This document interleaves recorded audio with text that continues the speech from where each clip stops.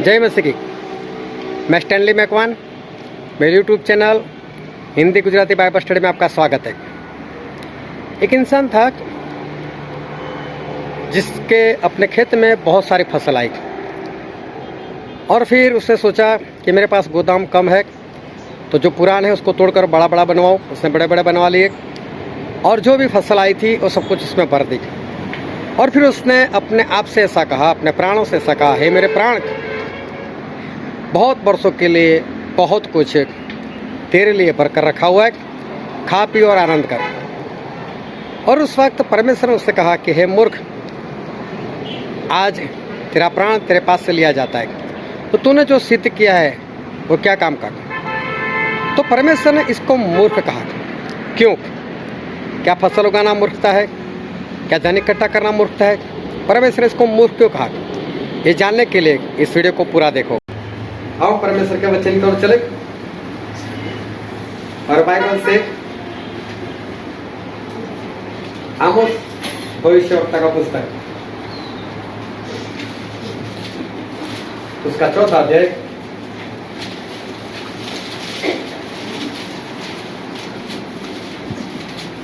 आमोस भविष्यवक्ता का पुस्तक उसका 4था अध्याय और हम पढ़ेंगे उसका 12 और 13 वचन। आमोस 4, 12 और 13। इस कारण हे इज़राइल, मैं तुझसे ऐसा ही करूंगा और इसीलिए कि मैं तुझ में यह काम करने पर हूँ। हे इज़राइल, अपने परमेश्वर के सामने आने के लिए तैयार हो जा। देख, पहाड़ों का बनाने वाला और पवन का सिरजने वाला और मनुष्य को उसके मन का विचार बताने वाला और घोर को अंधकार करने वाला और जो पृथ्वी के ऊंचे स्थानों पर चलने वाला है, उसी का नाम सेनाओं का परमेश्वर यहोवा है। परमेश्वर पिता का वचन हमारे बहुत आशीषित है और परमेश्वर पिता का वचन सच्चा है। और बाइबल में लिखा है, यदि सच्चाई को जानोगे तो सच्चाई तुम्हें आजाद करेगी। बहुत ध्यान से आज एक बार फिर परमेश्वर के वचन को सुनना, क्योंकि आज परमेश्वर एक बार फिर हम सभी से बातचीत करने वाले। तो परमेश्वर के शब्दों को ध्यान से सुने। सबसे पहले वचन की शुरुआत में मैं एक सवाल पूछना चाहता हूं और सवाल यह है कि ऐसा कौन है बाइबल में जिसकी आयु आज तक सबसे ज्यादा है?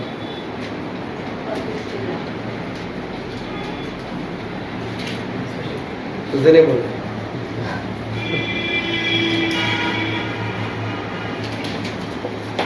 मालूम है किसी को सबसे ज्यादा आयु बाइबल में? मथुसेला। कितनी?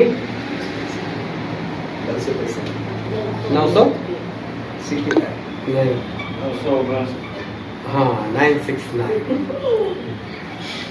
हालेलुया। सबसे ज्यादा आयु जिसकी थी वो थे मथुसेला और उनकी आयु थी 969। मतलब 1000 होने में 31 साल कम रह गए। ये मथुसेला जो थे वो नूह के दादा थे, नूह के पिता का पिता। और अगर बाइबल आप ध्यान से पढ़ो तो मथुसेला की मौत जो हुई थी वो जल प्रलय में हुई थी। नूह के वक्त जो जल प्रलय आया उसमें मथुसेला डूबकर मर गए।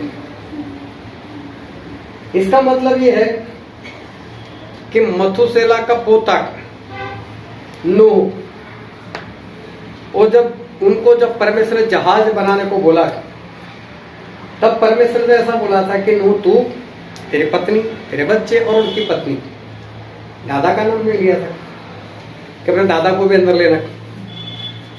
इसका मतलब उसका दादा कैसा होना चाहिए? संसार में चलने वाला, सांसारिक होना चाहिए। तभी तो परमेश्वर ने ऐसा बोला ना कि तू और तेरी पत्नी, तेरे बच्चे और उनकी पत्नी, दादा जिंदा थे, दादा का नाम नहीं बोला। और वो मथुसेला जिनकी आयु सबसे ज्यादा, वो जल प्रलय में वो मर गए। वचन जो है उसमें अपना ध्यान लगाए रखना। अगर वो विश्वास में नहीं चल रहे थे, उनका जीवन चरित्र अगर सही नहीं था, तो मथुसेला ने भी नूह को बोला होगा ना, ए नूह पागल हो गया क्या, मैं तेरे बाप का भी बाप लगता हूं, मैंने आज तक बरसात नहीं देखी, ये है कौन सी चीज, मैंने आज तक कभी प्रलय नहीं देखा, मैंने कोई बाढ़ नहीं देखी, मैंने कभी ऐसा सुना नहीं कि पूरी पृथ्वी पानी से डूब सकती है, और नो तू पागल हो गया क्या, बंद करे सारे काम। इन्होंने भी तो बोला होगा, जिस तरह से दुनिया वालों ने नूह के साथ व्यवहार किया होगा, वैसा ही व्यवहार मथुसेला ने भी किया होगा, और अपने पोते को पागल माना होगा। नूह के पिता का नाम मालूम है किसी को? नूह के पिता का नाम, हालेलुया। हर हफ्ते बाइबल पढ़ो, सब मुंह जबान हो जाएगा। हालेलुया। पढ़ना चाहिए कि नहीं हर हफ्ते? मतलब हफ्ता भी नहीं पढ़ते, बाइबल तो हर रोज पढ़ना चाहिए, लगातार पढ़ना चाहिए।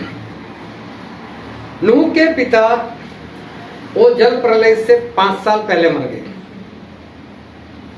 जल प्रलय होने से 5 साल पहले मर गए, मतलब वो जल प्रलय में नहीं मरे। और जहाज बनते हुए वक्त लगा था 100 साल, इसका मतलब 95 ईयर्स। ये जो नूह के पिता थे, उन्होंने भी नूह को जहाज बनाते हुए देखा है। और परमेश्वर देखो, अब नूह को ये भी नहीं बोला था कि अपने बाप को भी ले लेना साथ में, इसका मतलब नूह के पिता भी सही नहीं चलते होंगे। तो इसका मतलब ये हुआ कि नूह के पिता ने भी नूह का ठट्टा किया होगा, बेटे पागल हो गया क्या, बेटे तुझे कुत्ते ने काटा क्या, ये क्या कर रहा है, ऐसा कुछ नहीं है, ऐसा कुछ नहीं होता, तू छोड़। लेकिन नूह जो है, उन्होंने अपना काम पूरा किया, और नूह जो है वो बचाए गए। मथुसेला की मृत्यु सबसे ज्यादा उम्र में हुई थी।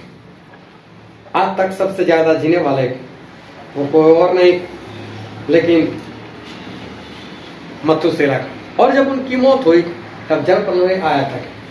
इसका मतलब उनकी आयु के कारण उनको देखकर कोई ऐसा नहीं कह सकता होगा कि मर सकता है।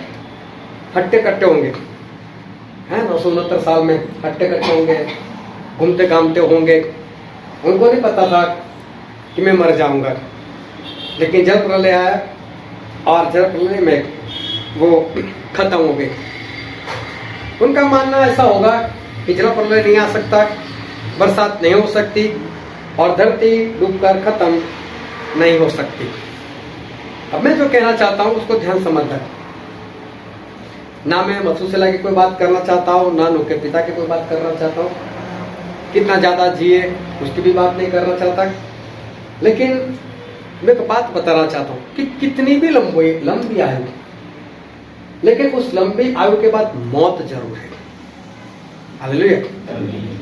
कितनी भी आयु हो, चाहे 969 सबसे ज्यादा जीने वाला इंसान, तुम सोच ही नहीं सकते ना, 900 निकालो फिर भी कोई नहीं सोचता कि तो साथ में हम जिएंगे या नहीं जिएंगे। लोग बोलते नहीं, अरे तो बहुत ज्यादा हो गई बात। 900 निकालने के बाद भी आयु लंबी लगती है।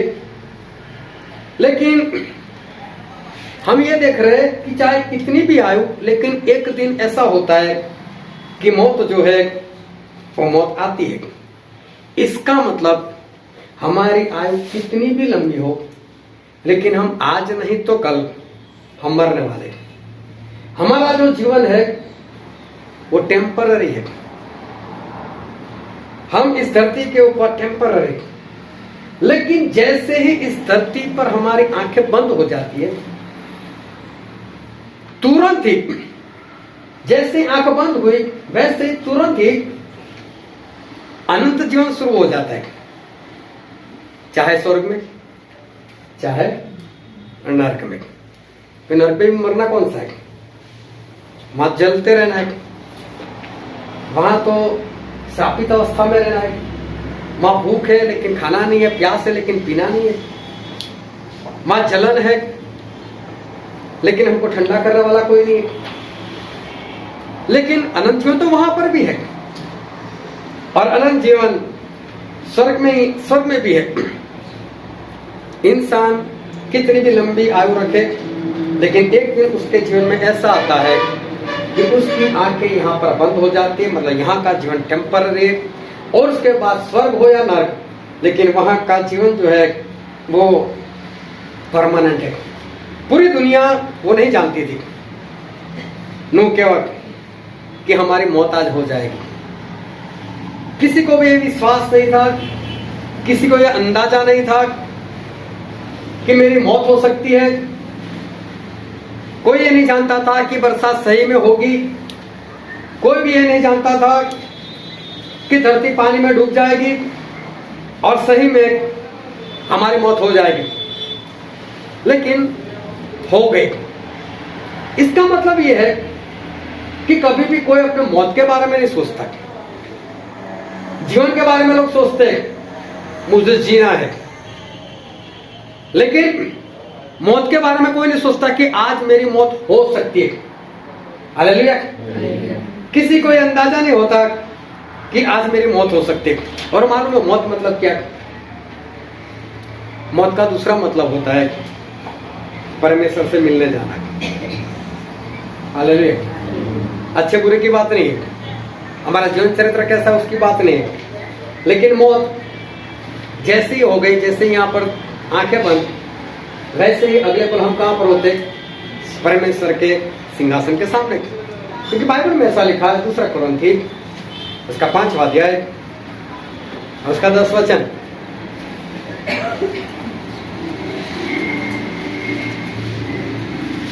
दूसरा कुरिन्थी 5 का 10। क्योंकि अवश्य है कि हम सबका हल मसीह के न्याय आसन के सामने खुल जाए, कि हर एक व्यक्ति अपने अपने भले बुरे कामों का बदला जो उसने देह के द्वारा किए हो पाए। हालेलुया। हर एक को उसका बदला परमेश्वर के सिंहासन के सामने मिलेगा जो उसने देह के द्वारा किया। इसका मतलब आत्मा की बात हो रही कि शरीर तो आपका यहां पर मर गया, उसके जैसा आत्मा तो निकल गई, लेकिन दूसरे ही पल, ये भी मुझे तो लगता है ज्यादा है दूसरा पल भी, जैसी आंख बंद हो गई बस वही पल इंसान की आत्मा परमेश्वर से न्याय पाने के लिए परमेश्वर के सिंहासन के सामने खड़ी हो जाती है। अभी तो यहाँ पर आंख बंद नहीं हुई और वहां पर आंख खुल गई और पूरा नजारा बदल गया। और अभी तो मैं अस्पताल में था, और अभी तो मैं बाइक लेकर जा रहा था, अभी तो मैं बस में था, अभी तो मैं ट्रेन में था, अभी तो मैं मेरी पत्नी से मेरे बच्चों से बात कर रहा था। क्या अचानक कहां पर आ गया?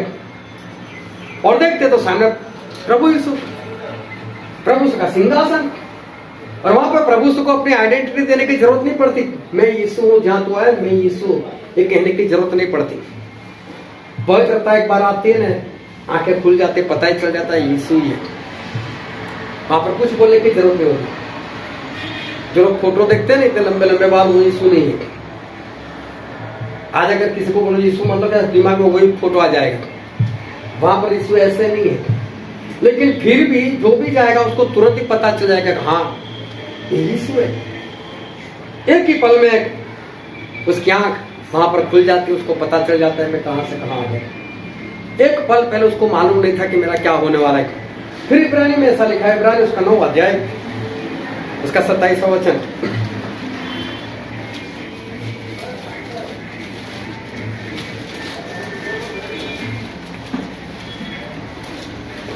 और जैसे मनुष्य के लिए एक बार मरना, बाइबल में लिखा है मनुष्य के लिए एक बार मरना और उसके बाद न्याय का होना नियुक्त है। और उसके बाद न्याय का होना नियुक्त है।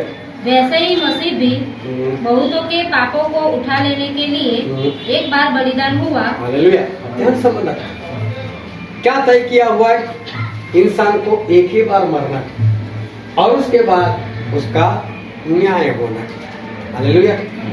जैसे ही मरते हैं वैसे इंसान की आंख परमेश्वर के सिंहासन के सामने खुल जाती है। आज मैं लोगों को देखता हूं और इन दिनों में पिछले तकरीबन 2-3 महीनों से एक बात मैं नोट कर रहा हूं, और वो बात यह है कि इंसान के पास आज वक्त नहीं है। और जब मैं बात करता हूं और जब वचन चलते होते तो बात सिर्फ संगत लोगों की होती है कि इंसान के पास आज वक्त नहीं, उसके पास संगति में आने के लिए वक्त नहीं, उसके पास होल नाइट में आने के लिए वक्त नहीं, किसी के लिए प्रार्थना करने के लिए उसके पास वक्त नहीं। तो क्या उन लोगों के पास वक्त की कोई गारंटी है? क्या उनके पास कुछ लिखा हुआ है ऐसा परमेश्वर की ओर से या शैतान की ओर से? बोलता अभी मेरे पास वक्त नहीं है प्रार्थना का, मैं अगले हफ्ते प्रार्थना कर लूंगा। तो क्या अगले हफ्ते वो है जिंदा? मैं आज संडे मीटिंग में नहीं जाऊंगा लेकिन अगले संडे जाऊंगा। क्या उसके पास अगला संडे जिंदगी में है? क्या लिखा कर लेकर आया है? क्या उसके पास गारंटी है कि वो अभी भी जिंदा रहेगा? और उसको ये लगता है कि आज मेरे पास वक्त नहीं है लेकिन अगले संडे, अगली होल नाइट, अगले दिन, क्या उसके पास ऐसी कोई गारंटी है? आज बहुत ध्यान समझ लेना, शैतान का ये बहुत बड़ा छल है, शैतान का ये बहुत बड़ा कपट है। शैतान इसी बात से बहुत लोगों को भरमाता है। ये बहुत बड़ा उसका वहम है, भ्रम है कि लोगों को इस तरह से चलाता है कि लोगों को ऐसा लगता है मेरे पास वक्त है, मेरे पास बहुत वक्त है, मेरे पास वक्त है, मैं अभी नहीं मरने वाला, मैं आज नहीं मरने वाला, मैं आज मीटिंग में नहीं जाऊंगा, मैं अगले हफ्ते मीटिंग में जाऊंगा, मैं आज होल नाइट नहीं करूंगा, अगले हफ्ते करूंगा, मैं आज प्रभु भोज नहीं लूंगा, अगले हफ्ते लूंगा। बहुत बड़ा एक भ्रम शैतान ने लोगों के दिल में पैदा कर रखा है। ये शैतान का एक बहुत बड़ा छल है। क्या सही में आपके पास ऐसी कोई गारंटी है? क्या आप अगले हफ्ते की बात कर सको? आप 2 दिन के बाद की बात कर सको? मूसा 120 साल तक जीवन जिए और उनकी प्रार्थना जो है वो भजन संहिता में लिखी हुई है। और भजन संहिता उसका 90 और उसका 10 वचन पढ़ो तो क्या लिखा है?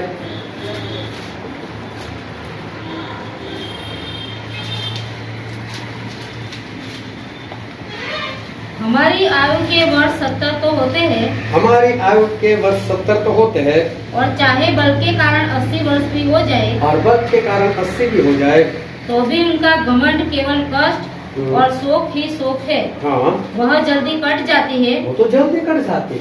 हालेलुया। बोले कितनी भी आयु हो, लेकिन मूसा खुद जो 120 साल तक जीवन जिए थे वो ऐसा बोल रहे हैं कि चाहे कितनी भी लंबी आयु हो बहुत जल्द कट जाती है। आयु हमारी बहुत जल्द जो है वो खत्म हो जाती है। आयु बहुत जल्द खत्म हो जाती है, चाहे 70 साल हो, चाहे 80 साल हो, चाहे 120 साल हो, चाहे मथुसेला के समान 969 साल की हो, लेकिन कब ये वक्त खत्म हो जाता है पता नहीं चलता है। उस मूसा के विरोध में एक बार कोरा आ गया और दूसरे 250 लोगों को भी तैयार किया, चलो मूसा के विरोध में चलते हैं। और गिनती का पुस्तक निकालना नहीं है, उसके 16वां अध्याय पढ़ लेना, उसमें सारी बातें लिखी हुई, पूरा 16वां अध्याय उनके ऊपर है। ये 250 लोग और कोरा वो सभी लोग मूसा के विरोध में आए और मूसा को आकर बोला गया, मूसा क्या तू अकेला पवित्र है, क्या हम पवित्र नहीं? ये मूसा क्या परमेश्वर तेरे अकेले के साथ बात करते, क्या हमारे साथ नहीं? क्या परमेश्वर तेरे अकेले के साथ रहते हैं, हमारे साथ नहीं? हम भी तो अगुए हैं, हमको भी तो परमेश्वर ने काम दिया, वो काम दिया। तू अकेला क्यों हमारा अगुआ बनकर बैठा है? ये ध्यान से समझना कि 250 लोग और कोरह जो ये बात लेकर मूसा के विरोध में आते और उसी दिन उनकी मौत हो गई। अगर उनको पता होता कि आज हमारी मौत है तो क्या ये काम करते? आया ना, है ना? वो काम नहीं करते। इसका मतलब सारे हट्टे कट्टे नौजवान हो गए, शरीर में अच्छा बल होगा, अभी तो बहुत लंबे तक चल सकते थे ऐसा उनको लगता था, और वो अब मूसा की अगुवाई में चलना नहीं चाहते थे। उनको ऐसा था कि मूसा से हट जाए, मूसा को हटा दे, हम अगुवा बने, हम इस्राएल प्रजा को चलाए। और क्या हुआ? उसी दिन ये सारे के सारे लोग वो मर गए। उसी दिन जमीन ने अपना मुंह खोला और नरक ने उन सभी लोगों को निकल लिया। क्या उन लोगों को मालूम था कि अभी इसी वक्त हमारी मौत हो जाएगी? क्या इनको पता था कि अभी हमारी आंखें बंद हो जाएगी और हम सारे के सारे परमेश्वर के सिंहासन के सामने खड़े हो जाएंगे, हमारा न्याय हो जाएगा, हमें नरक में डाल देंगे? क्या ये लोग ये बात जानते थे? अभी तो हट्टे कट्टे थे, अभी तो शरीर में बल था। देखो, है कोई गारंटी? क्या वक्त की कोई गारंटी है? लोग तो बोल देते अगले हफ्ते, कल, परसों, लेकिन क्या किसी के पास ये वक्त की गारंटी? परमेश्वर ने बोला मूसा लिख ले, 7वां दिन वो पवित्र माना जाएगा। 7वें दिन कोई भी संसार का काम नहीं करना है। 7वें दिन सिर्फ परमेश्वर का काम, विश्राम करो, परमेश्वर की आराधना करो बस।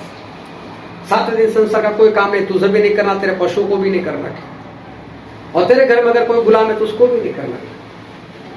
मूसा ने लिख दिया, सभी को बता दिया।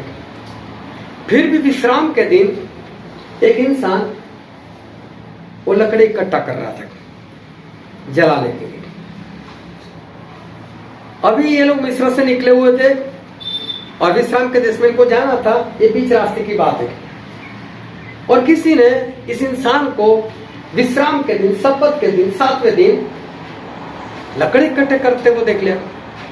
और उन्हें मूसा सुना हुआ याद आया कि मूसा तो बोला 7वें दिन कोई काम नहीं कर रहा है, मार दिए जाओगे। वो सारे गए मूसा के पास और मूसा को बोला, मूसा 7वें दिन तो काम नहीं कर रहा है। बोला नहीं कर रहा है। बोला एक इंसान को हमने देखा, वो लकड़ी इकट्ठा कर रहा था। मूसा बोलते पकड़ के लेकर आओ। इसको लेकर आए। मूसा ने छानबीन की, सही बात है, सही बात है। मूसा को सब मालूम था क्या करना था। फिर भी परमेश्वर से पूछा, परमेश्वर क्या करो? आज सब्बत का दिन, विश्राम का दिन था, पवित्र दिन था, कुछ काम नहीं कर रहा था, एक काम कर रहा था। प्रभु मैं क्या करूं? और परमेश्वर ने क्या बोला मालूम है? सारे इजराइल की मंडली उससे पत्थर मार मार कर मार गए।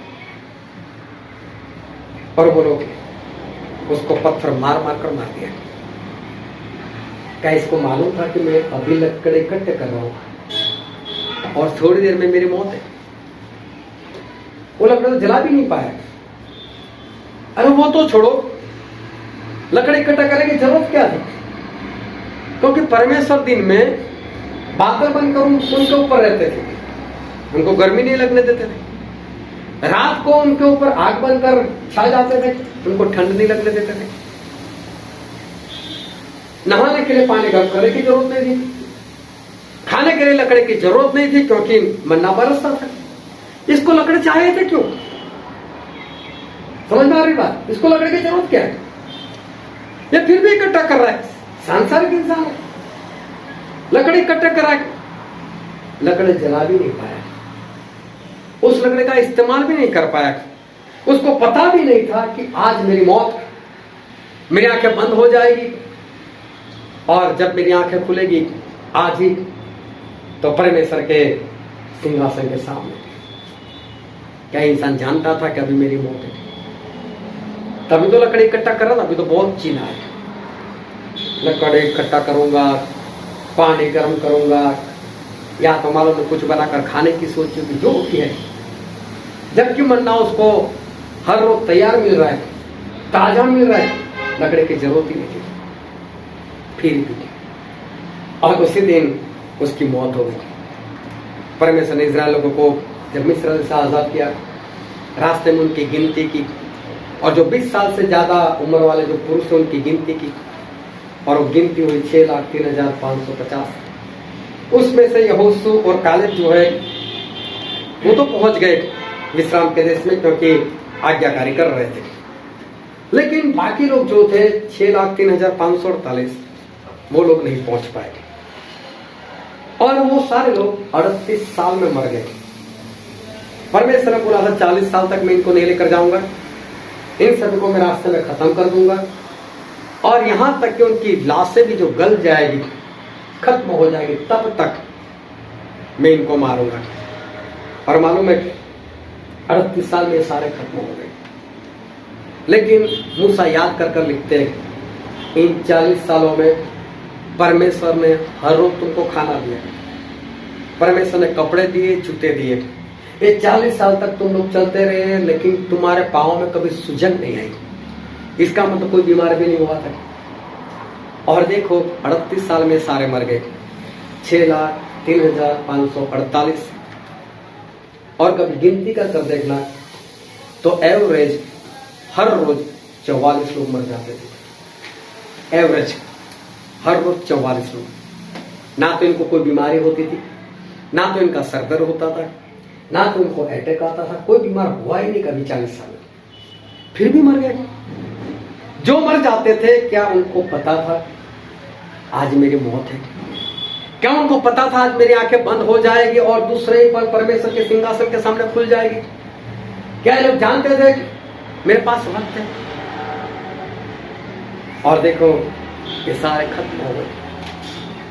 पिछली बार प्रिंगल मैंने गवाही दी थी, किसी का एक्सीडेंट हो गया था और एक लड़का, उसकी माँ रास्ते में खत्म हो गया। और गवाही में ऐसा बताया कि लड़के ने ऐसा बोला कि पापा हमारा एक्सीडेंट हो जाए और हम मर जाए। तो छोटा बच्चा समझ नहीं थी, लेकिन सही में ऐसा हुआ, वो तो मर गए। क्या उनको मालूम था कि आज हमारा आखिरी दिन, आखिरी पल, हम मरने वाले, हम खत्म हो जाएंगे और परमेश्वर के सिंहासन के सामने हम खड़े हो जाएंगे और आज हमारा न्याय हो जाएगा। पिछली बार कोरोना में हर रोज कितनी मौत होती थी। मौत बढ़ते बढ़ते बढ़ते हमारे इंडिया में एक दिन में 7 से 8 हजार के बीच में लोग मरते थे हर रोज। 7 से 8 हजार। शायद ही कोई ऐसा इंसान होगा जिसका कोई भी रिश्तेदार नहीं हुआ। तकरीबन सभी के रिश्तेदार कोई को कोरोना लगा। क्या उनको मालूम आज मेरी मौत? तो अस्पताल में जाते थे जिंदा रहने के लिए। लोग बातें करते थे, और अभी तो हमने वीडियो कॉल से बात की थी, वो तो जिंदा था, वो तो अच्छे से मुस्कुराकर बात करता था, हमको हाथ बता रहा था, अचानक से मौत। क्या वक्त की कोई गारंटी? और न्यूज कह रहा है अगले महीने फिर एक बार कोरोना आ जाएगा, फिर एक बार इंडिया में उसकी लहर जो है वो चलेगी। प्रार्थना में बने रहना, अपने चरित्र को संभाल कर रखना ताकि उसमें मौत होने ना पाए। लेकिन मौत जो है वो कह कर नहीं आती। मैंने जितने भी लोगों की बात की बहुत ध्यान समझना, चाहे वो मथुशिला हो, नूह के जमाने के लोग हो, या फिर वो आकान जिसे सोना चांदी ले लिया और उसको भी पत्थर मार मार कर मार दिया गया। उसको भी पता नहीं था कि आज मेरी मौत है। वो लकड़ी इकट्ठे करने वाला, उसको भी मालूम नहीं था, लकड़ी इकट्ठा कर रहा था, उसको नहीं मालूम था कि आज मेरी मौत है। वो 6,03,548 लोग, उनको भी नहीं पता था कि आज हम खत्म हो जाने वाले। वो कोरा को नहीं मालूम था, उसके साथ 250 लोग जो थे उनको नहीं मालूम था कि आज हम लोग खत्म होने वाले। लेकिन सारे लोगों की मैं बात करता हूं, ये सारे के सारे शारीरिक थे, सांसारिक थे। इनमें से कोई भी इंसान वो आत्मिक नहीं था। मथुसेला आत्मिक नहीं था, संसार में जीवन जीता था। अगर आत्मिक होता तो परमेश्वर नूह को बोलते अपने दादा को ले लेना। नूह का पिता अगर आत्मिक होते तो परमेश्वर बोलते नूह को कि अपने पिता को भी ले लेना। ये भी सांसारिक था। दुनिया में से और भी किसी को लेने को मना कर दिया, किसी को भी मत लेना। इसका मतलब सारे के सारे शारीरिक थे, अपने शरीर के अनुसार जीवन व्यतीत करते थे, सांसारिक थे। वो सारे के सारे वो खत्म हो गए, चाहे संसार में थे। लेकिन जो संसार है उनको भी इतना तो पता होना चाहिए कि आज नहीं तो कल मौत तो है ही है। हालेलुया, है ना? आज नहीं तो कल कभी न कभी मौत तो है, एक दिन तो आएगा ही आएगा। कि जब यहाँ पर आंखें बंद और आंखें खुलेगी तो परमेश्वर के सिंहासन के सामने। नूह के जमाने के लोगों को पता होना चाहिए कि चाहे जल प्रलय आए या ना आए, लेकिन मरना तो है ही। परमेश्वर के सिंहासन के सामने फल भुगतने के लिए आज नहीं तो कल खड़ा तो होना ही पड़ेगा। इतना तो पता होना ही चाहिए कि एक दिन मेरी परमेश्वर के सामने, उनके सिंहासन के सामने उनसे भेंट हो ही जाएगी, मुलाकात मेरी हो ही जाएगी। परमेश्वर का सामना जो उसे करना ही पड़ेगा। वो लकड़े इकट्ठे करने वाले को इतना तो पता होना चाहिए, चाहे आज मरूं या ना मरूं, लेकिन कभी तो मरना है, कभी तो परमेश्वर के सिंहासन के सामने मुझे खड़ा ही रहना है। कभी न कभी तो मुझे परमेश्वर के सिंहासन का सामना, परमेश्वर का सामना वो मुझे करना ही पड़ेगा। मुझे वहां उनके सामने जाना ही पड़ेगा। मन्ना बरसता था, फिर भी इंसान लकड़ी इकट्ठा कर रहा था। कितना शारीरिक, कितना सांसारिक। वो 250 लोग कोरा, उनको मालूम नहीं। इतना तो पता होना चाहिए, चाहे आज मौत नहीं होगी कोई बात नहीं, लेकिन कभी भी तो हो सकती है। कभी भी तो मुझे परमेश्वर के सिंहासन के सामने खड़ा होना पड़ेगा। क्या इसके लकड़े काम में आए जलाने के लिए? क्या इस्तेमाल करने के लिए काम में आए? क्या कान का सोना चांदी पहनने के काम आया? क्या कोई दूसरा इस्तेमाल हुआ उसका? कुछ कपड़े भी उसने रख लिए थे, क्या उस कपड़े पहनने पाया? क्या 250 लोग जो एक पद चाहते थे, अगुवा बनने चाहते थे, क्या वो पद उनको मिला? क्या वो अगुवे बन पाए? 6,03,548 लोग जो संसार में जीवन जीते थे, वचन के देश में जाने के लिए निकले थे, क्या वो विश्राम का देश भी क्या उनको मिला? वो तो बोल रहे हैं हमको मछली मिलती थी मिस्र में, यहाँ पर तो कुछ भी नहीं मिल रहा है। क्या वो मछली भी खाने पाए? वो सारे रास्ते में वो खत्म हो गए। किसी को भी संसार की कोई भी चीज जो है वो काम नहीं आई। और सारे के सारे लोग जिस संसार में और शरीर के लिए जीवन जीते थे, वो सारे के सारे किसी भी चीज का इस्तेमाल किए बिना वो सारे के सारे वो खत्म हो गए। सोचो कि शैतान कितना बड़ा झूठ लोगों में फैला कर रहा है कि अभी भी मेरे पास वक्त है। ये शैतान का कितना बड़ा छल। जो इंसान जानता है कि मुझे मरना तो है, वक्त नहीं मालूम, कोई गारंटी नहीं उसके पास, तो भी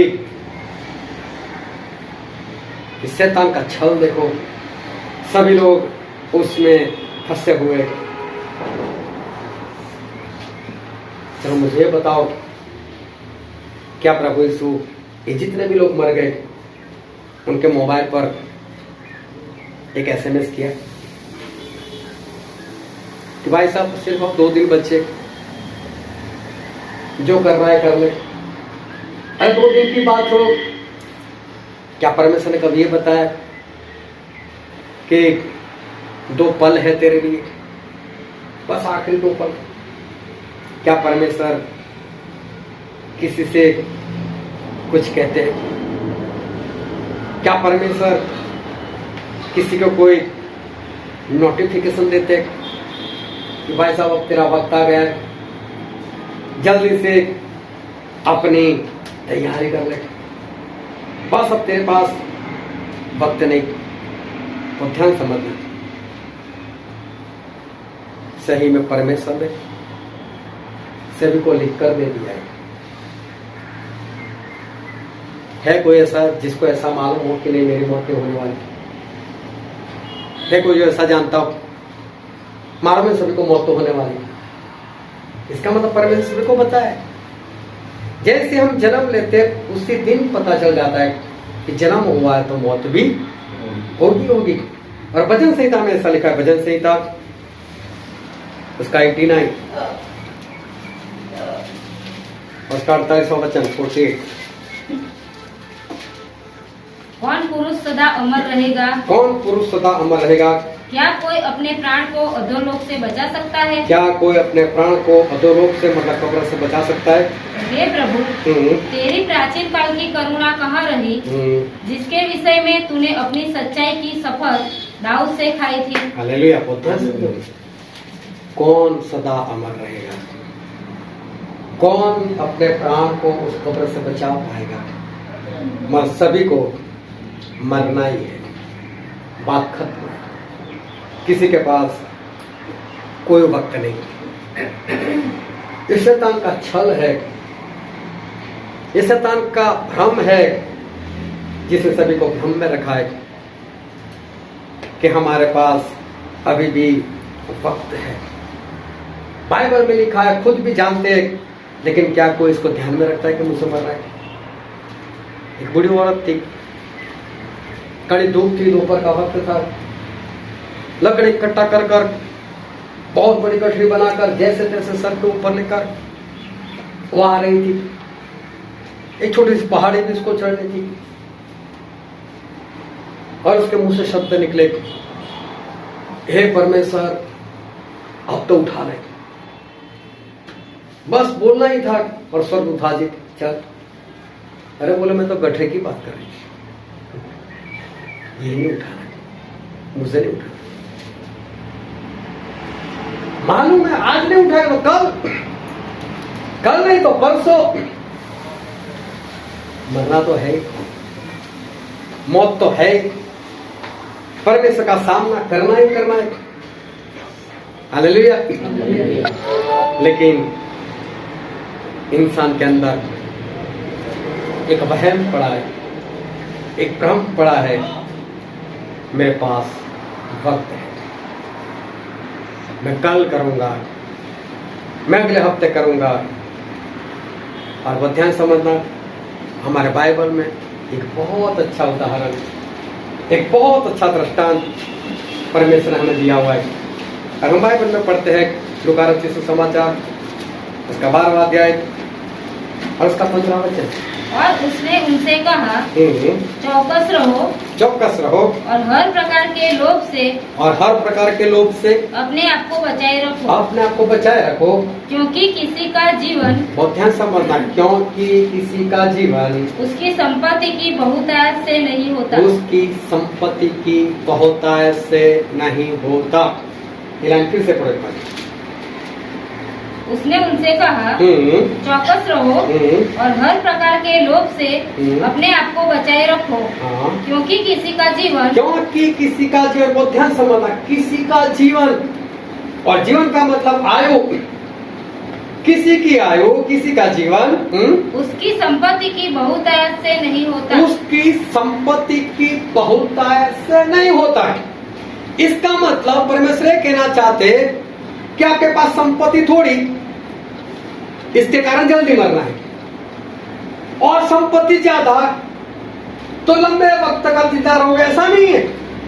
संपत्ति से जीवन नहीं है। अगर आप आज इतना इकट्ठा कर लो, इतना इकट्ठा कर लो कि समझो 100 साल तक चले, तो क्या 100 साल तक जियोगे? अगर आप आज इतना इकट्ठा कर लो कि 200 साल तक चले, तो क्या 200 साल जीवन जी सकोगे? नहीं। परमेश्वर कहते हैं कि किसी का जीवन उसकी संपत्ति की बहुतायत से नहीं है। इसका मतलब आप कितना भी इकट्ठा करो, परमेश्वर ये कहना चाहते, कितना भी इकट्ठा करो, उससे आप लंबी आयु नहीं जीने वाले। हालेलुया। इसका मतलब इकट्ठा करने से कोई फायदा नहीं। फिर आगे पढ़ो, 16 से लेकर 20 तक पढ़ो। उसने उनसे एक दृष्टांत कहा। प्रभु उसने एक दृष्टांत कहा। किसी धनवान की भूमि में बड़ी उपज हुई। तब वह अपने मन में विचार करने लगा, मैं क्या करूं, क्योंकि मेरे यहाँ जगह नहीं जहाँ अपनी उपज इत्यादि रखूं। और उसने उनसे कहा, मैं यह करूँगा, मैं अपनी बखारियाँ तोड़कर उनसे बड़ी बनाऊंगा और वहाँ अपना सब अन्न और संपत्ति रखूंगा और अपने प्राण से कहूँगा कि प्राण, तेरे पास बहुत वर्षों के लिए बहुत संपत्ति रखी है, चैन कर, खा पी, सुख से रह। परंतु परमेश्वर ने उससे कहा, हे मूर्ख, इसी रात तेरा प्राण तुझसे ले लिया जाएगा। तब जो कुछ तूने इकट्ठा किया है वह किसका होगा? हालेलुया। ध्यान से मत। प्रभु से एक दृष्टांत दिया। बोले कि इंसान था, उसके खेत में बहुत फसल आई, बहुत अनाज इकट्ठा हुआ। जब उसने देखा इतना सब कुछ कहाँ रखूं, बोला कोई बात नहीं, मेरे जो भंडार है, गोदाम है, उसको मैं तोड़वा कर बड़े बड़े बना देता हूँ। बड़े बड़े बना लिए और सारा अनाज उसमें इकट्ठा कर लिया। और फिर उसने अपने प्राण से, अपने आप से ऐसा कहा, हे प्राण, बहुत वर्षों के लिए बहुत सारी संपत्ति तेरे पास है, बहुत वर्षों के लिए बहुत संपत्ति तेरे पास है, खा पी ऐश कर। ये भी सांसारिक इंसान है और इसको अंदाजा है कि आज इसकी मौत है। इसने क्या सोचा, बहुत सालों के लिए बहुत सारी संपत्ति मेरे पास है। इसका मतलब इसकी सोच क्या थी, मेरे पास तो बहुत वक्त पड़ा है, मैं तो अभी बहुत लंबी आयु जीने वाला हूं, मेरे पास तो बहुत कुछ भरा हुआ है, बस अब तो शांति से खाओ पियो और ऐश करो। और प्रभु ने बोला, हे मूर्ख,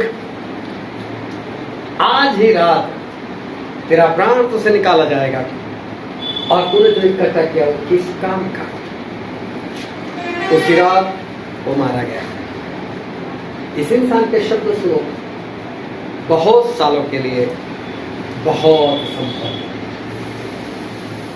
कितना बड़ा भ्रम, कितना बड़ा शैतान का छल कि इंसान ये समझता है कि मेरे पास बहुत वक्त है, अभी तो मैं बहुत जीने वाला हूं। कई बार तो कोई बोलता है अब मौत आ जाए तो अच्छा है, हम अभी क्या मरना, अभी तेरी आयु कौन सी है। सामने वाला भी बोलता है, उसको भी कौन सा मरता है, वो तो ऐसे बोल देता है। उगड़ी की तरह उठा ले, जब उठाना आता है तो अभी नहीं आया, तो गठरी की बात कर रहा है। कहाँ जाना है किसी को ऊपर, कहाँ मरना है किसी को, जबकि जानते कि मरना तो है ही। परमेश्वर का सामना हमें आज नहीं तो कल करना ही करना है। और ये इंसान बोलता है बहुत वर्षों के लिए बहुत संपत्ति तेरे पास है, खा पी और ऐश कर। शारीरिक इंसान और सोच रहा था मेरे पास बहुत सारे वर्ष है, बहुत लंबी आयु पड़ी है और मेरा सब कुछ अच्छा होगा। क्या इसको मालूम था वो जो बोल रहा है वही वक्त आखिरी है? क्या इसको पता चलता था कि मेरे मुंह से जो शब्द निकले वही आखिरी है? अभी तो मेरी बात ही खत्म, अभी तो मैं मरने वाला हूं। क्या इसके जीवन में यह सोच थी? इससे तो यह सोच कर रखा था कि बहुत सालों के लिए, लेकिन क्या उसके पास बहुत पल भी थे? क्या बहुत साल की बात छोड़ो, इसके पास बहुत पल तो क्या थोड़े पल भी नहीं बचे। उसी वक्त उसकी मौत थी, उसी वक्त उसको परमेश्वर से मिलना था। और बहुत ध्यान समझना, मौत हमारा अंत नहीं है। मौत के बाद तुरंत अनंत जीवन शुरू होता है, या तो स्वर्ग में या तो नरक में। मौत का दूसरा मतलब होता है परमेश्वर के सिंहासन के सामने न्याय के लिए खड़ा हो जाना। और जो वचन आज हमने पढ़ा था आमोस भविष्यवक्ता का पुस्तक, इसका 4था अध्याय और 12 और 13 वचन हमने पढ़े थे। लेकिन कोई 12 वचन पढ़ो तो इस कारण हे इज़राइल, अब परमेश्वर बोलते हैं इस कारण हे इज़राइल, मैं तुझसे ऐसा ही करूंगा मैं तुझे ऐसा ही करूंगा, और इसीलिए और इसीलिए कि मैं तुझ में यह काम करने पर हूँ। हे इज़राइल, हे इज़राइल, अपने परमेश्वर के सामने आने के लिए तैयार हो जा। हालेलुया। अपने परमेश्वर के सामने आने के लिए, अपने परमेश्वर को मिलने के लिए क्या हो जा, तैयार हो जा। परमेश्वर खुद बोलते हैं हे इज़राइल प्रजा, अब मैं ऐसा ही करने वाला हूं। हे इज़राइल प्रजा, मैं ऐसा ही करने वाला हूं, और इसलिए हे इज़राइल प्रजा, तेरे परमेश्वर को मिलने के लिए तैयार हो जा। मिलने के लिए तैयार होना मतलब मरने के लिए तैयार हो जा, है ना। हे इज़राइल, तेरे परमेश्वर को मिलने के लिए तैयार हो जाए, मतलब क्या, मरेगा तभी तो परमेश्वर क्या बोलते हैं, मरने के लिए तैयार हो जाए। और जैसे ही मरेगा तो मेरे सिंहासन के सामने होगा।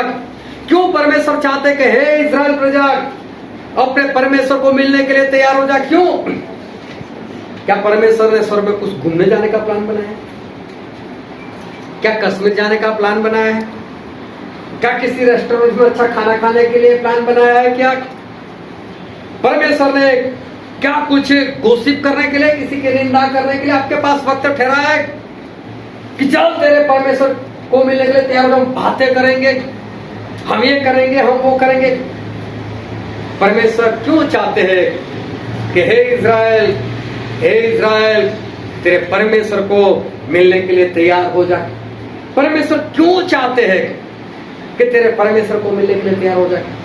हमें सिर्फ 12 और 13 वचन पढ़े, लेकिन पढ़ो तो 6 वचन से, यही वचन आमोस उसका 4था अध्याय 6 वचन से पढ़ो। मैंने तो तुम्हारे सब नगरों में दांत की सफाई करा दी, परमेश्वर सब बोलते हैं, हमने दांतों की सफाई करवा दी, और तुम्हारे सब स्थानों में रोटी की गटी की है। हाँ, रोटी की गटी कर दी, मतलब दांतों को कुछ खाने को ही नहीं मिला, दांत साफ हो गए पूरी तरह से।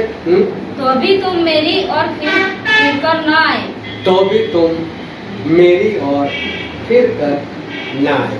हालेलुया।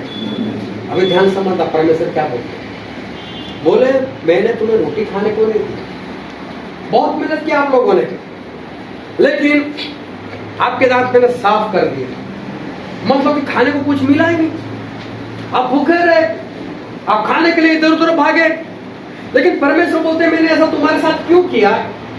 मैं ये चाहता कि तुम मुझसे दूर था, तुम मुझसे मिलने के लिए नहीं आता था, तू मेरी प्रार्थना नहीं करता था, तू मेरी संगति में नहीं जाता था, तू मेरा प्रभु बोझ नहीं करता था, और इसलिए तू मेरे साथ बातें नहीं करता था, इसलिए मैंने तेरे हालात ऐसे कर दिए कि तुझे रोटी नहीं मिली खाने के लिए, तू इतना गरीब हो गया, तेरे पास पैसे नहीं बचे, तू कहीं से रोटी ना खा पाया, लेकिन फिर भी तू मेरे पास नहीं आया।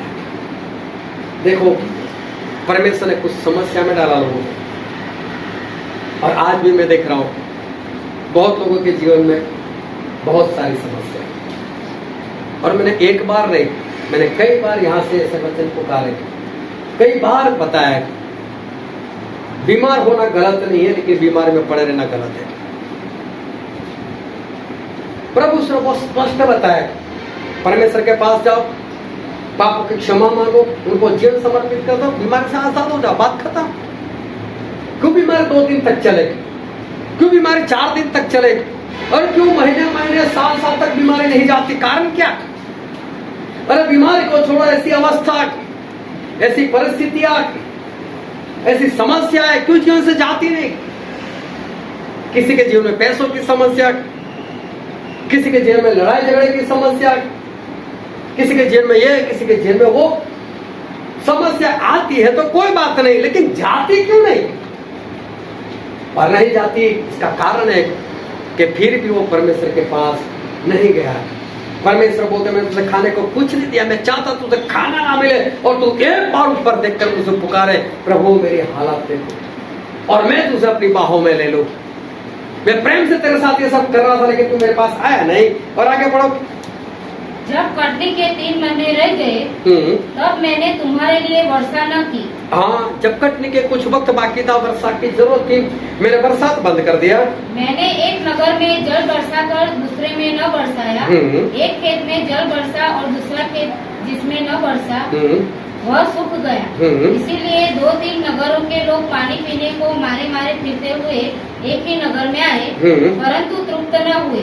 तो भी तुम मेरी ओर न फिरे। आप लोग बहुत घूमे अपनी समस्याओं से आजाद होने के लिए, बीमारियों से आजाद होने के लिए, कभी इधर कभी उधर, कभी ये पार्टनर कभी वो पार्टनर, कभी ये दवाई कभी वो डॉक्टर, कभी ये कभी वो, कभी लोन लिया, कभी ये किया, कभी वो किया, बहुत कुछ किया आप लोगों ने।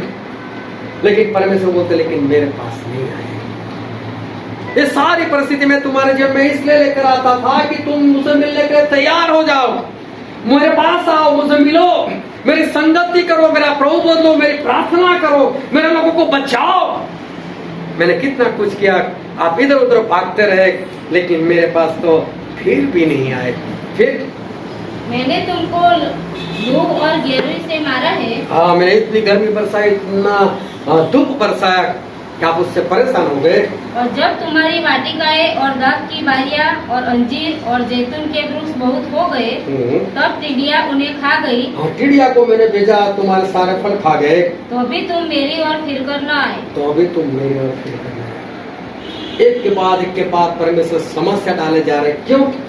ताकि मेरा बेटा, मेरी बेटी मेरे पास आ जाए। लेकिन ये तो अपने लिए कुछ और ही रास्ता निकालता है, होता भी नहीं, इधर उधर भागता है। और परमेश्वर बोलते लेकिन फिर भी तू मेरे पास नहीं आया। फिर मैंने तुम्हारे बीच में मिस्र देश की सी मरी फैलाई। मैंने तुम्हारे घोड़ों को छीनवा कर तुम्हारे जवानों को तलवार से घात करा दिया और तुम्हारी छावनी की दुर्गंध तुम्हारे पास पहुंचाई। तो भी तुम मेरी ओर फिर कर न आए। यहाँ तक कि तुम्हारे घर में मौतें होने लगी, बीमारियां फैल गई, तुम्हारे जवान बच्चे मर गए, तो भी बोले मेरे पास नहीं आए। देखो परमेश्वर कितनी सहनशीलता से काम करे। मेरा बेटा, मेरी बेटी मेरी संगति में रहे, लेकिन वो नहीं रहते। परमेश्वर बोलते फिर भी तुम मेरे पास नहीं आए। फिर मैंने तुम में से कई एक को ऐसा उलट दिया जैसे परमेश्वर ने सदोम और अमोरा को उलट दिया था, और तुम आग से निकाली हुई लकड़ी के समान ठहरे, तो भी तुम मेरी ओर फिर कर न आए। बोले तुम जल रहे थे, जिस तरह से लकड़ी को चूल्हे में डालो और कैसे जल जाते, लेकिन बोलो मैंने खींच दिया, तुमको बचा लिया। और आप ऐसे लोग थे सूखे हुए, कोई भी जला दे, कोई भी खत्म कर दे, लेकिन फिर भी आप मेरे पास नहीं आए। फिर इस कारण है इज़राइल, हाँ परमेश्वर बोलते मैंने बहुत कुछ किया तेरे लिए, मैंने बहुत बार तुझे बचाने का प्रयत्न किया, मैंने बहुत बार तुझे मेरी ओर घूमने के लिए बुलाया, मैंने बहुत बार ये चाहा था कि तू मेरे पास आ जा, तू मेरे पास आ जा। बहुत ध्यान समझना, आपका कोई करीबी रिश्तेदार है, वो आपके पास नहीं आया है, वो आपके साथ मेल मिलाप नहीं कर रहा है, आपके साथ संबंध नहीं रख रहा है, और वो आपसे कमजोर है, शरीर में भी, पैसों में भी, घर में भी, सभी जगह में। आप उससे ज्यादा पैसे वाले हो, आप शरीर में भी बलवंत हो, आप बीमार भी नहीं हो, वो बीमार भी है, लेकिन फिर भी वो चर्बी नहीं करता है। आप उसको बार बार बुलाएंगे, भाई साहब चल मेरे मिलाप कर ले, आप फिर भी नंबरों पर उसके पास जाते हो, तो भाई साहब मेरे मिलाप कर ले, हम दोनों एक दूसरे का, जबकि उसके कोई चलती नहीं, उसके पास ऐसा कुछ है नहीं जो आपके ऊपर ऐसा कर सके, फिर भी आप नंबर बनकर बार बार जा रहे हो, 1 बार गए, 2 बार गए, 3 बार गए, 10 बार गए, और फिर भी अगर वो नहीं मानता, फिर आप क्या बोलेंगे? एक काम पर बाहर निकल बताता हूं, आखिर में तो यही बोलना पड़ेगा, मैंने इतने प्रयत्न किए, तू नहीं यार ऐसा कर, बाहर निकला, मैं तुम्हें बता ही देता हूं, आ जा बाहर। परमेश्वर बोलते मैंने तेरे लिए बहुत कुछ किया, मैं तेरे पीछे पीछे भागता रहा, तू नहीं आया, मैं बहुत सारी विपत्तियां डाली तेरे ऊपर, बीमारियां डाली, मरी डाली, ये किया वो किया, लेकिन फिर भी तू मेरे पास तो आया ही नहीं। कभी यहाँ भागा, कभी वहां भागा, कभी ये किया, कभी वो किया, लेकिन मेरे पास तो तू नहीं आया। तो परमेश्वर क्या बोलते 12वें वचन में, हे इज़राइल, अब तो मैं तेरे साथ जो करूंगा ना देख लेना, अब तो मैं ऐसा ही करूंगा। इज़राइल बाहर निकल, अपने परमेश्वर से मिलने के लिए तैयार हो जा, बाहर निकल अभी। आज तक मैं बहुत पीछे भागा, लेकिन आज मैं तुझे बोलता हूं बाहर निकल और परमेश्वर से मिलने के लिए तैयार हो जा। बताता हूं तुझे, अब मेरे सिंहासन के सामने आ और मैं तुझे बताता हूं। कहते हैं जानता था उसको तो ऐसा, मेरे पास इतनी जमीन पड़ी है, मेरी इतनी फसल आई हुई है, इतने वर्षों तक कितना कुछ चलने वाला है, मुझे क्या होने वाला है। और चाहे जितना भी है, लेकिन परमेश्वर को तो याद कर। तेरी फसल उगाने वाले परमेश्वर है, तो परमेश्वर के पास क्यों नहीं गया।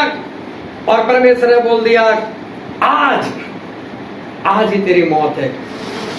आज ही तेरी कहां ये धनवान जानता था कि आज मेरी मौत हो जाएगी।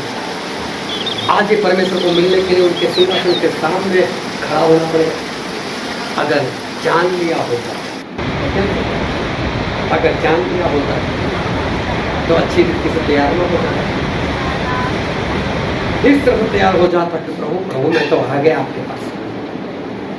कौन नरक में जाने के लिए तैयार होता है अगर उसको पहले से पता हो जाए। अगर परमेश्वर आपको SMS कर दे कि भाई साहब अब 30 और 31 बस 2 दिन है, और जैसे 31 को रात को 12 बज जाएंगे तेरी आंखें बंद हो जाएगी, और मालूम है वो क्या करेगा। चलिए भाई आज की होल नाइट मेरे घर, और कोई प्रार्थना नहीं करा, पूरी रात में ही प्रार्थना करवाऊंगा,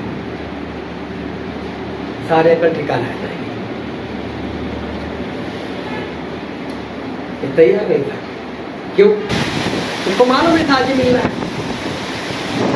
और बाइबल में ऐसा लिखा है, पढ़ के लूका का 12वां अध्याय उसका 20 तक चलिए।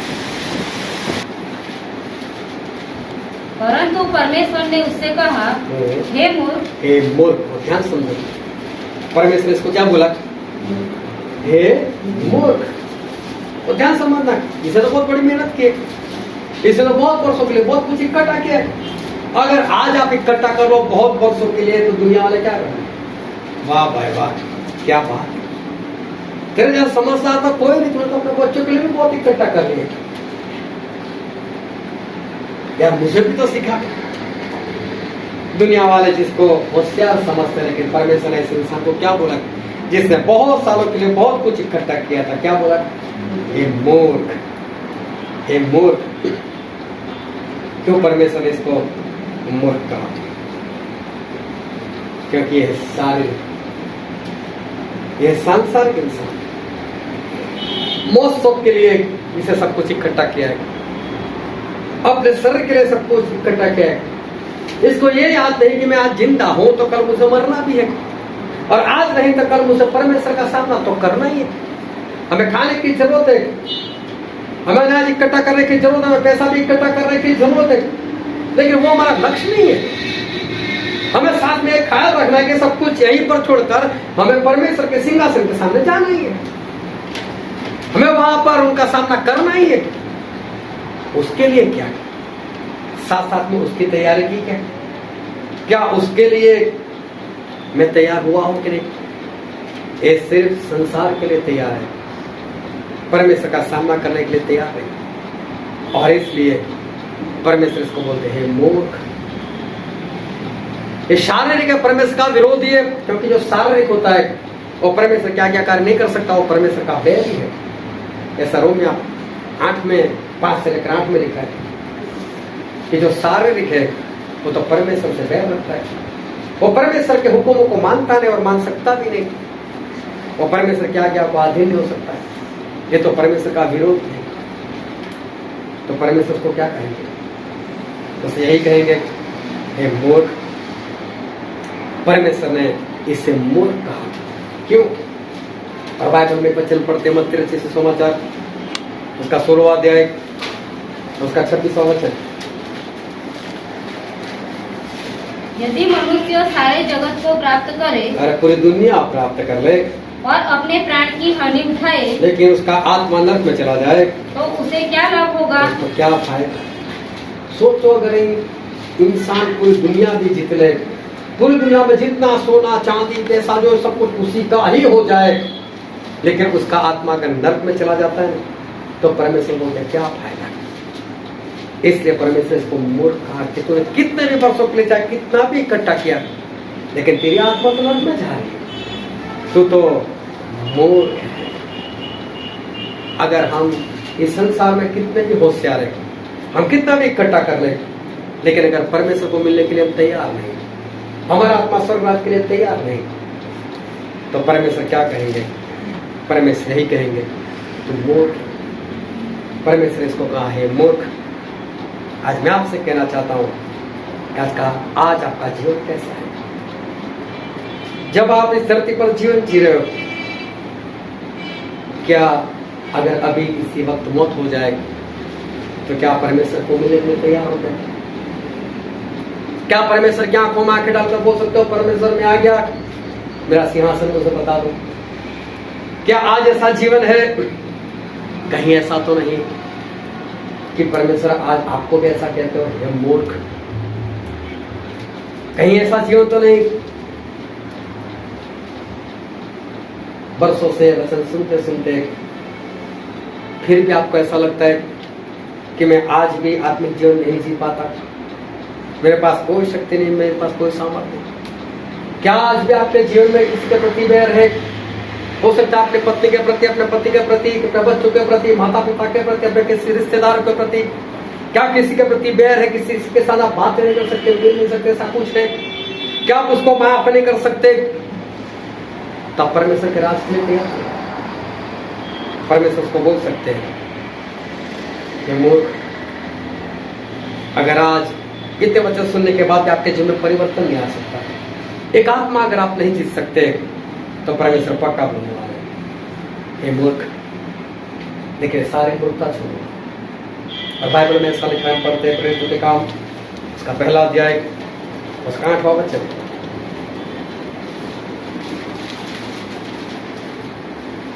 परंतु जब पवित्र आत्मा तुम पर आएगा तब तुम सामर्थ्य पाओगे। बाइबल में लिखा है, पवित्र आत्मा तुम पर आएगा तब तुम सामर्थ्य पाओगे, तब सामर्थ्य पाओगे। जब पवित्र आत्मा तुम पर आएगा तब तुम सामर्थ्य पाओगे। और पौलुस यही कहते हैं कि जो मुझे सामर्थ्य देता है उसकी सहायता से मैं सब कुछ कर सकता हूँ। नहीं क्यों कर सकते हैं? पवित्र आत्मा की घटी है, तभी तो नहीं कर सकते, वरना कौन सा काम मुश्किल है। और फिर बाइबल में लिखा है, लूका उसका 21वां अध्याय, उसका 36 वचन, लूका 21 और 36। इसीलिए जागते रहो और हर समय प्रार्थना करते रहो कि तुम इन सब आने वाली घटनाओं से बचने और मनुष्य के पुत्र के सामने खड़े होने के योग्य बनो।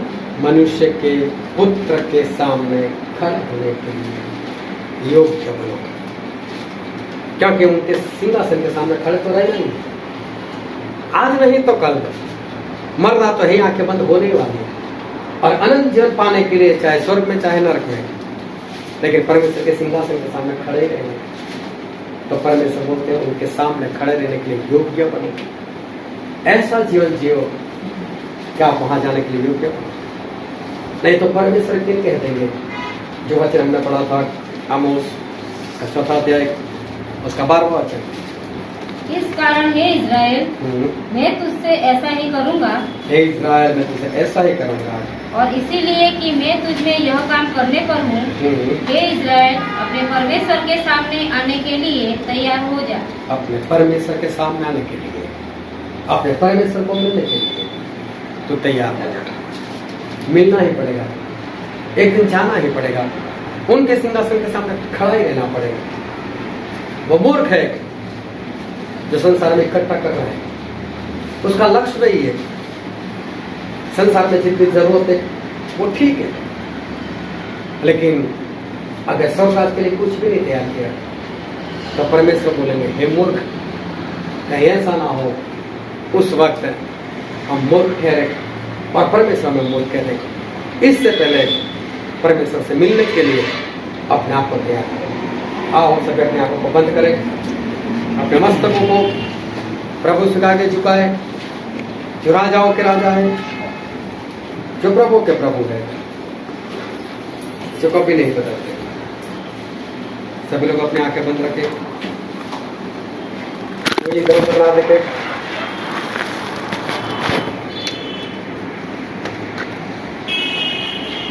मेरे प्रियो, ये वक्त है कि हम अपने आप को जांचें, हम अपने आप को परखें, अपने आप से सवाल करें कि अगर मेरी मौत हो जाए, मेरा सामना परमेश्वर से हो जाए, तो क्या मैं बचाया जा सकता हूं?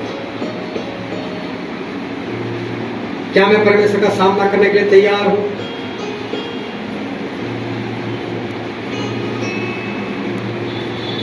कहीं परमेश्वर हमें मूर्ख तो नहीं कहेंगे?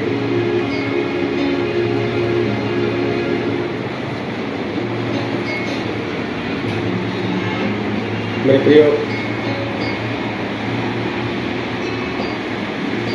जिसे बहुत इकट्ठा किया